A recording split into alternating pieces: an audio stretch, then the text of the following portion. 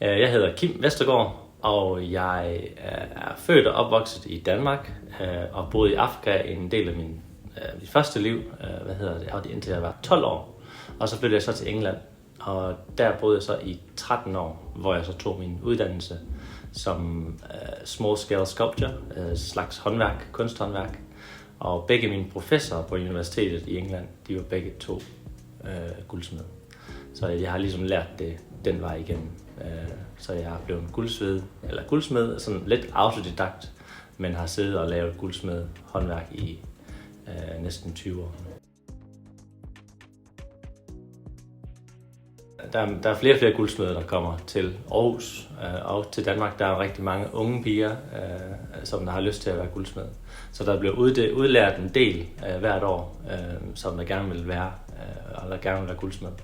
Det er ikke et nemt fag at komme ind i, hvis man gerne vil være guldsmed, fordi at først og fremmest skal man ligesom have en grunduddannelse, og så skal man i lære i 4 år. Og så er der mange, der tror måske, at de godt kan det selv. Men at være selvstændig, det er noget helt andet. At være selvstændig guldsmed, det er noget andet igen. Så jeg tror, at det er ikke så nemt, som de fleste tror. Der er mange piger, der tror, at de kommer sammen, nogle små perler, og sætter det sammen, og så er det færdigt. Men man skal virkelig have beskidte fingre, og det er smedearbejde meget af det. Så der er noget støv og noget beskidthed involveret, kan man sige. Nu med fra idé til produkt er det ikke så langt for mig. Jeg har en kunstnerisk baggrund, så jeg har meget nemt ved ligesom at se noget og så lave det om, eller at få en idé til noget og så ligesom udvikle det derfra. Så for mig synes jeg ikke, det er svært ligesom at komme dertil.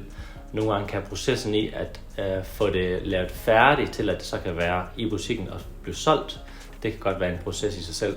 Så der er sådan ligesom flere skridt i det, for at nå til, at der ligesom kan få penge for at, ligesom at nå dertil, hvor man så kan sælge varen. Men jeg er glad for at bruge naturen til at inspirere mig. Især den nordiske natur, som jeg bruger meget, sådan, de så meget grove overflader og rustikke look, og sådan lidt mere et naturligt præg på mine smykker. Og det synes jeg, det tager kunderne generelt meget godt imod. Især danske og nordiske, kan man sige, kunder. Jeg tror, at den måde, jeg laver mine smykker på, gør det måske unik i den måde, at de er meget ærlige, eller meget sådan organisk i det på en naturlig måde. Og det tror jeg, der er mange af mine smykker, især i Danmark, at man måske gerne vil have noget, der er lidt mere naturpræget lige i øjeblikket, og lidt mere organisk i looket, og måske ikke helt så stram eller så stringent. Der er mange af vores kunder, der kommer her, de vil gerne have noget, fordi de vil gerne vil have noget, der er håndlavet. De vil gerne have noget, der er produceret af den person, de måske snakker med, eller de kan se, at der er noget unika ved, at de kommer sådan et sted som det her hen. Altså, hvor de kommer ind på værkstedet og kan se, hvordan vi arbejder, og måske jeg kan forklare lidt mere omkring processer, end man kan i en traditionel guldsmed, hvor du kun har produktet og en salgsperson. Her kommer de og snakker med mig, som der ligesom er designeren og den person, der producerer det. Så ja, jeg tror nok, det er derfor.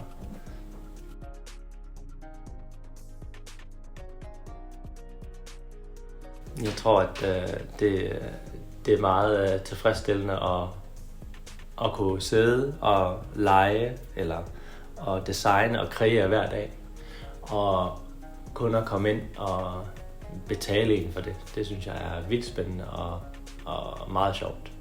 At den, kan man sige, hele den design eller proces, man så har, eller den kreativitet, jeg har i mine hænder, at de ligesom kan fodre et eller andet, som der er nogen, der synes, der kunne være sjov at eje. Det er spændende for mig. Og processen med kunden er rigtig spændende. Altså den dialog, jeg har med mine kunder, det sætter jeg stor pris på. Og lære folk at kende og finde ud af, hvad de vil have, og det er meget sjovt. Det sætter man måske større værdi på, end man måske ikke altid lige tænker. Men